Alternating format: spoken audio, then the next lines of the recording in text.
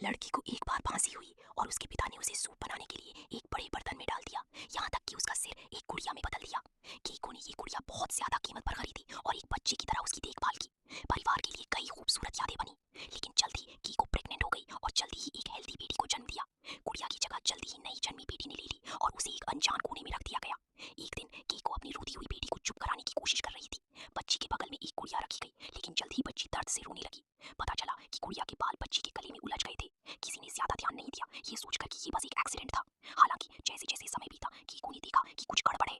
गुड़िया के बाल अपने आप बढ़ रहे थे और उसके नाखून भी धीरे धीरे लंबे हो रहे थे। एक दिन कीको को अपनी बेटी की शरारत का पता चला। बच्ची ने अपनी तस्वीरों में सभी चेहरों पर दाग लगा दिए थे। कीको को गुस्सा आने वाला था। उसने सिर उखाड़ दिया और देखा कि गुड़िया उसके बगल में रखी है।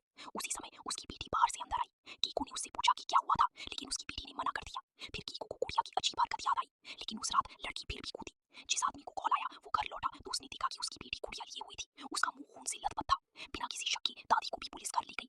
दादी अब दिमागी तौर पर ठीक नहीं थी और सिक्योरिटी कैमरे के फुटेज से उस आदमी ने देखा कि दादी जिस बच्चे को पकड़ी हुई थी वो सिर्फ एक गुड़िया थी। लड़की बगल से भागी और पागलों की तरह दादी को नोचने लगी। आदमी को एहसास हुआ कि ये सब गुड़िया का ही हाथ है, इसलिए उन्होंने इन गुड़ियों को वापस जिंदा करने के लिए एक रिचुअल करने के लिए एक बड़ी साधु को बुलाया। एक बड़ी आग ने उन डरावनी गुड़ियों को जलाकर राख कर दिया और घर आखिरकार नॉर्मल हो